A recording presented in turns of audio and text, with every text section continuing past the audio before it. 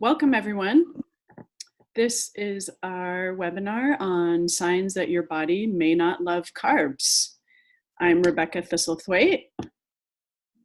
I'm Cheryl Wenzel. And I'm Raylan Sampson. So first, we're going to meet Cheryl. Yeah, hi. I'm generally a very outgoing person. I love to be outdoors. From Minnesota, so there's a lot of outdoor things in the summer.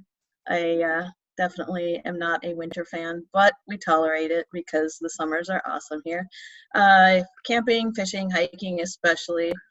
I have celiac disease, so that gives me a unique perspective on how to live life with dietary restrictions. And so I bring that to my coaching in an effort to make people believe that they can actually have a full life, adventurous life, without missing out on the nutrition they need also. Excellent. All right. Let's see if I can advance my slide. Sorry about that. All right.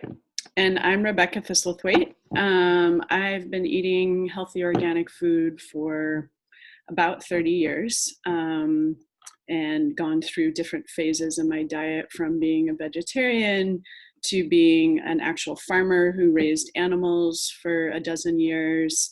And the last couple of years learning that my body prefers to be fueled by fat and protein and lots of vegetables as well, and minimal carbohydrates. I'm also an avid trail runner, mother of 2 kids, serve on my local school board, and I just started my health coaching business this year, and I really try to help women as well as men get strong mentally and physically, so that they can live happy, productive lives and live their best selves. So I'm pleased to meet you all. Thanks for joining us.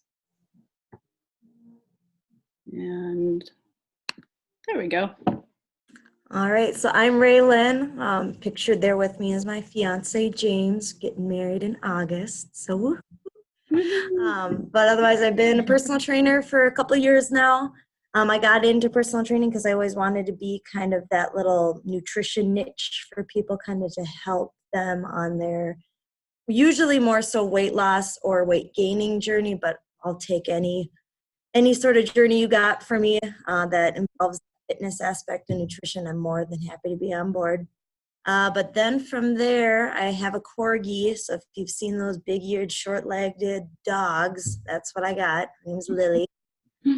So in the free time, walking Lily, out and about, kind of an outdoorsy individual. But besides that, try my best to make some healthy items in the kitchen, but I'm kind of everything in moderation. And outside of there, on the docket, I have a 15K coming up, so love that running. Awesome. I like to do half marathons myself, so it's good to be with a fellow runner. Yeah, you guys can keep it. We'll do it for you, Cheryl. Okay. All right, so what is this all about? Raylan, you want to share the next couple slides? Yeah, so what we're looking at is exactly what is carbohydrates. So in the grand scheme of things, science background, organic molecules, carbon, hydrogen, oxygen, all combined, and then it's making up our fruits, vegetables, grains, dairy, nuts, and seeds. And then we subcategorize those into 3 different areas: our sugars, our starches, and our fibers. So our sugars is kind of the ones that we're trying to clean out. And then our starches being those potatoes, wheat, corn, and rice. And then our fibers being either non-soluble or soluble. Usually those are kind of the ones that are going to keep you full longer. So those are kind of the items that if you're going to have any carbs stick around, typically those fruits and vegetables, but then some of those more fuller items that are going to be fiber bulking. Mm-hmm. And just a question for you, Raylan. Fruits, vegetables, nuts, seeds, all these foods, they can have different combinations of all three of these things, right? Yes. Oh, yes. Mm-hmm. So then that brings us to our next question of exactly, are you eating and fueling your body with the right things? And that's kind of where we are to help you figure that out. So moving on to Rebecca. Excellent. Do you want to just share that one little tip we have for Yeah. how you can understand if your body is loving the carbs or not? Yeah, so kind of to figure out if the body is okay with the carb sources you're giving it, you can try taking about the 14 days, journaling those things. You'll figure out pretty quickly where in your diet items maybe aren't quite giving you what you want. And going into those kind of things, you'll see uh, that brain fog, and we'll get more into detail on that. Mm-hmm. So it's really about getting curious about your body and how what you eat affects your moods and your bowel movements and energy levels and all of those things, rather than, kind of going into it blindly, just really Right. understanding your body. Yep, logging that intake is key. Awesome. All right. So now I'm going to share some of the signs that you may be eating too many carbs, or maybe not the right kind of carbs, or just excess carbs in general. These are some of the signs that your body may tell you, and there's many more, but these are kind of the 6 most common that I've found. So the first is just general sluggishness. That is a mouthful. Fatigue or afternoon slump. As you can see, this woman here, it's 4 o'clock in her office and she is just out. So it often hits people in the afternoon, especially when, between lunch and dinner, they get that afternoon slump. But in general, refined carbs, starches, sugars can provide a short-term rush of energy, but once your body releases insulin to help regulate your blood sugar levels, you will often have a crash, leaving you feeling lethargic and tired. Also, excess carbohydrates before bedtime, within a couple hours of going to bed, can actually cause poor sleep, and it prevents you from going into deep sleep. So you'll kind of have really light, choppy sleep all night if you have all that all that sugar going through your blood. And feel free to chime in, ladies, if you want to add anything to what I'm saying here. The second sign is mood swings and irritability, or as you see in this dinosaur over here, being hangry, right? So part angry and part hungry, that combination together can be no bueno. That's where you start yelling at your kids, or losing your temper with your coworkers, getting mad at yourself, impatient while you're driving, things like that. So wide fluctuations in your blood sugar can make you feel irritable and moody.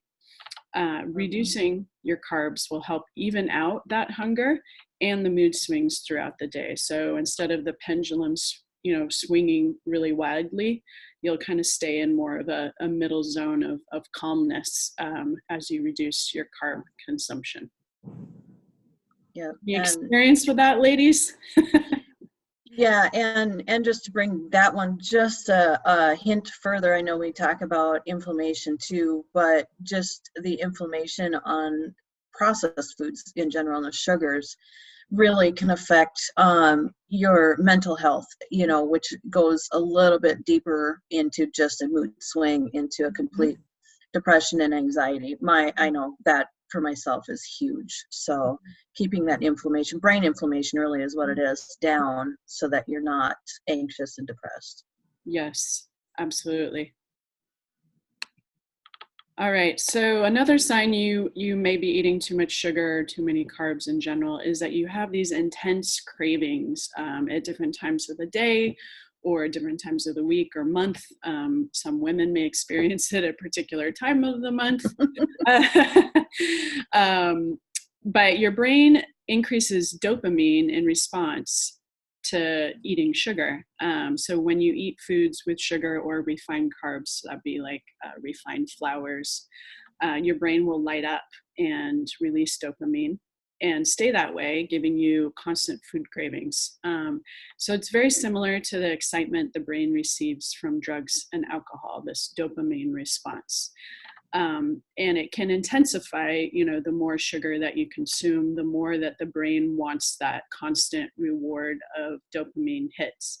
And so you really have to retrain your brain to find other sources of dopamine or other things that can make it happy. For me, and maybe Raylan feels the same way, is exercise. That's my drug of choice. But hopefully you can find something else that produces that dopamine response or those pleasure chemicals in your brain, and not have to rely on food. So we're going to help teach you how to do that. Any comments on this slide, ladies? It's true. The more you eat, the more you crave it. And I think that I'm experiencing this now. The closer you get to menopause and those hormones on that side of things, completely like, it's like I'm going to eat the world, just move. Just get out of the way.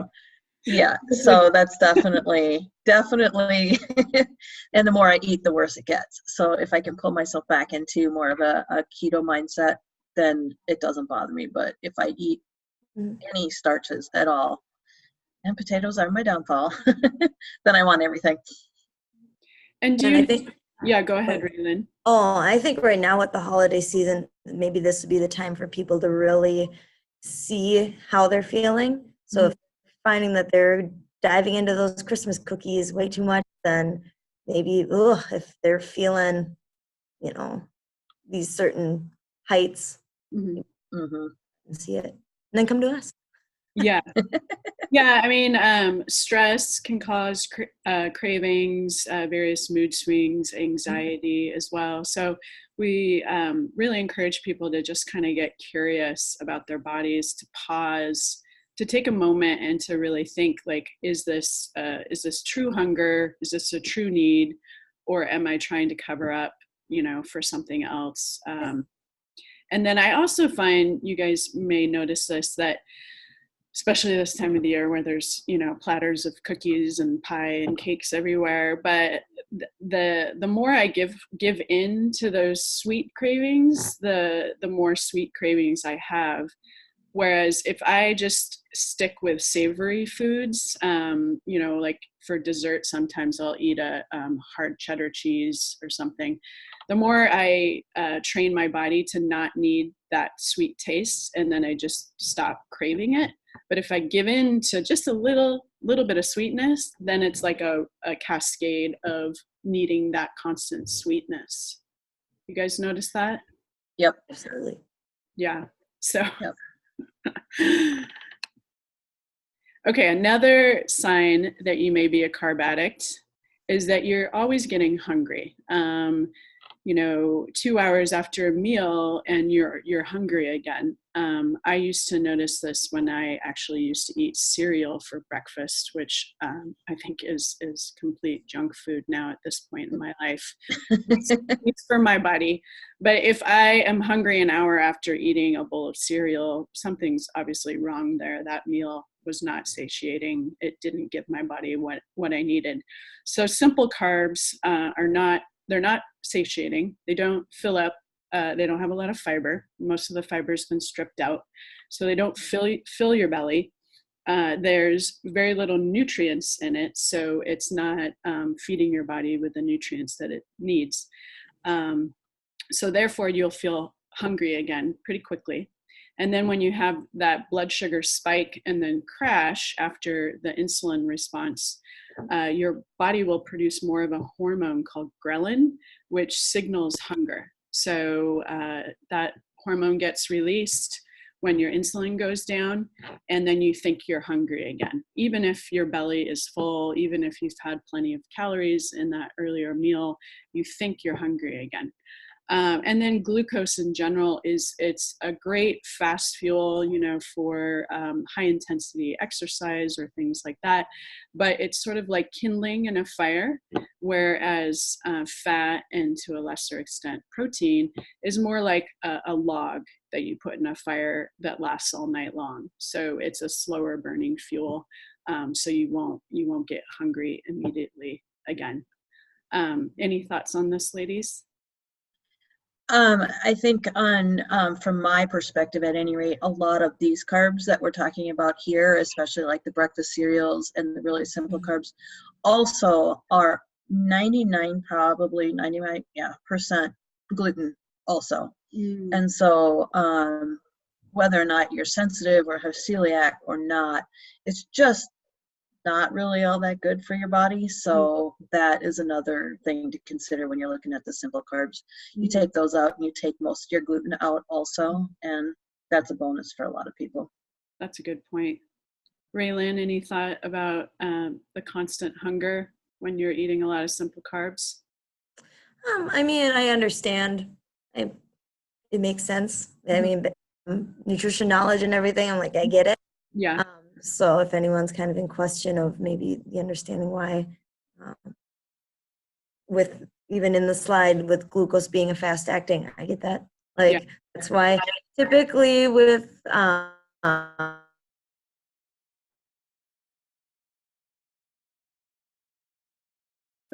I can't hear you. You guys still there? Cheryl? but, I was gonna say, you're frozen. Yep. Hiccup.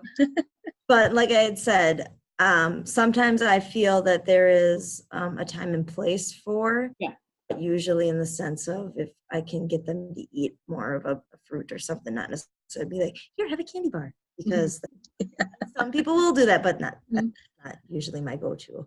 Yes. Candy bar, no fiber. Apple, fiber.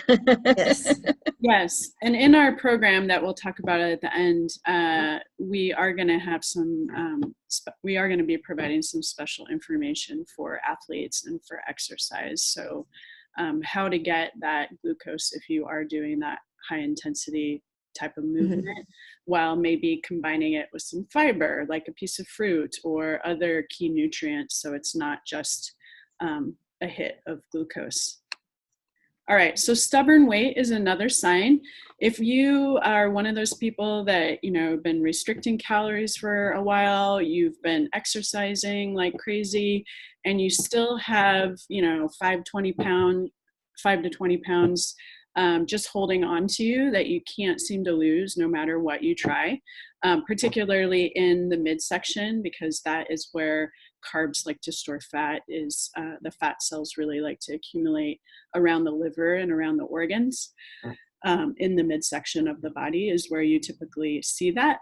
That may be a sign that you're eating too many carbs. So insulin acts as to store sugar as fat in your body's cells. And excess insulin also inhibits fat breakdown, making it much harder to lose weight. So again, no matter how much you exercise or cut calories, if carbs make up a large proportion of your diet, weight loss may be hard to come by. So next slide. And then the last sign that we're going to share today is high cholesterol. So sugar causes high triglycerides, which is one of the biggest danger signs for heart disease. So if you lower your sugar intake, that'll lower your insulin, which will lower your triglycerides, and then lower your risk of heart disease. In many cases, for many, many people, lowering carbohydrate intake, particularly sugar and refined flours, will lower your cholesterol enough that you won't need to take any statin drugs. I have read about and heard many, many people that got off statins completely just by changing their diet. So, and it's really a much more sustainable long-term solution without any of the side effects of cholesterol-lowering drugs. Any thoughts on that? No, it triggered a thought that of course, when you're talking about type 2 diabetes, that's not what we're talking about specifically, but it made me realize and remember that the ADA has put out for their 2019 suggestions to prevent or lower your risk of and control type 2 diabetes and even some type 1 diabetes, a low carbohydrate diet. And so straight across the board when it comes to meds like that are treating metabolic diseases, which I think high cholesterol kind of falls a little bit in line with, that makes sense. So they're starting to catch up. Yes. Yeah. It's been a while, but they are coming around. Yeah. All right. I think this is this still me? No, I'll take it from right, here, sure. I guess. So, yeah. So, so now we've kind of gone over, you know, what some of the signs are and a little bit about the science behind what carbohydrates do and how your body handles them. The biggest question is, what can you really do to help yourself out in this? And so we want to kind of talk about that and what we have to offer you. Obviously, anytime you're going to start a new diet, a new way of living, exercise, any major changes like that, you always want to get with your doctor and make sure that you are healthy enough to make these changes. I know it seems kind of counterintuitive. You want to get healthy to just be healthy. And this is a great way to do it, but you do need to do it in a safe way, especially if you're metabolically damaged at all, if you are pre-diabetic, type 2 diabetic, or if you do have severely high blood pressure or even low blood pressure and the cholesterol. So you want to work with a doctor that is willing to listen to you and make sure that all your numbers stay in line while you're changing it. Mm-hmm. So we have a good program for you that we've all come together and have been working on building an amount of information that will give you a great kickstart in trying to remove all of those carbs from your diet. We have the 28-day habit change reset, and that's going to start January 1st. And the other thing that you can start doing in the meantime and always is to start drinking more water, because your body is 70% water. So you do need to always give it what it needs to properly work. If you don't do that, yeah, so you can do that no matter what. And then also you can get a kickstart on 2020 by doing a pantry and refrigerator sweep. You'll be absolutely shocked at how much sugar is hiding. And even for people that are relatively low carb or, organic, like Rebecca, she found quite a bit of sugar in her pantry when she did it. So you can also find that video on any of our websites too. So you want to check that out. Yeah. And then, so that was sugar was in my pantry. And along those lines, I think doing a pantry cleanup and fridge cleanup really helps with not having to use willpower all the time to make healthy decisions. It turns out willpower is a limited resource, and you shouldn't have to use it all day long to make healthy decisions. So if possible, to just, throw that stuff away or get it out of your pantry, put it under lock and key somewhere. I put all of mine into my kids' cupboard where they can go and reach for things on their own. But I don't reach for them anymore. I think because I put them way down low. So yeah, there you go. Yeah, it's true though. It's true though. If there's something in the cupboard and you're scrounging, you're going to find it and you're going to eat it.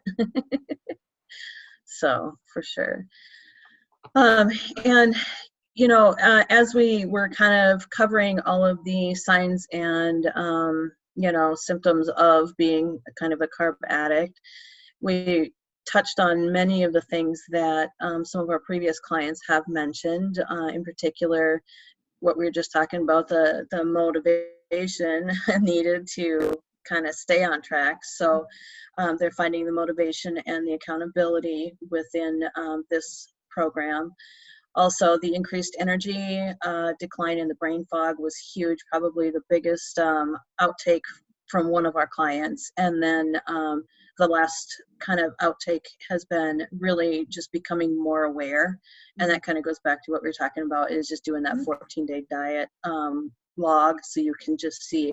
And when you just become really aware of how your body reacts to things, which is what we want, is to have that bio-individuality and that customization for your specific body. So that is what they've said about the program prior.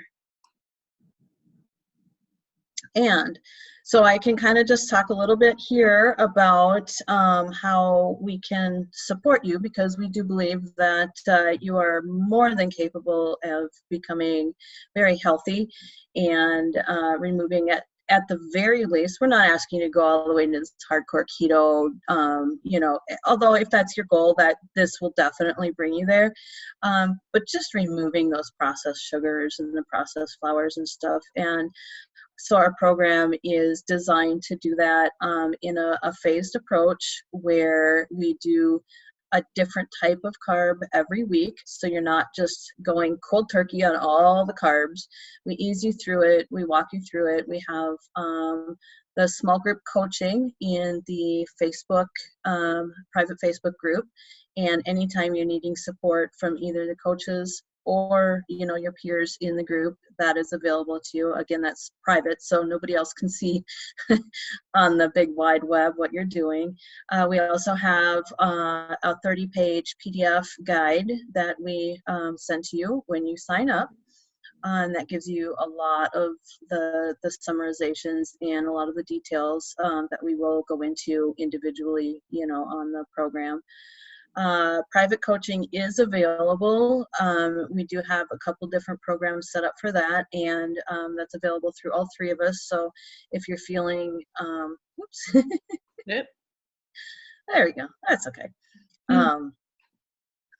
You know, the need for any extra support in either the health coaching, habit coaching, or nutrition, or physical fitness, we have all of that covered for you. So those are definitely available. And then the other thing that we have is a ton of information in the Facebook group and in the guide, with YouTube videos and podcasts and all of that kind of stuff. So, and then we pop up all kinds of recipes. I know we did a bunch of Thanksgiving ones over the last challenge, so that was fun.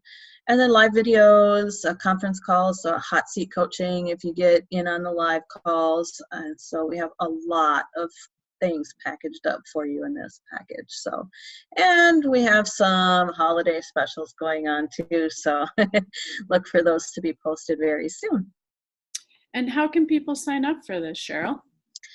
Well, we have about a ton of ways. You can go to either of our Facebook pages, or to any of the Kick the Garbage websites that we have.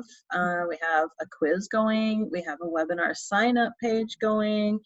And then the group coaching, the sign-up page there too. So you can find pretty much all of that from any of our websites or from our Facebook pages.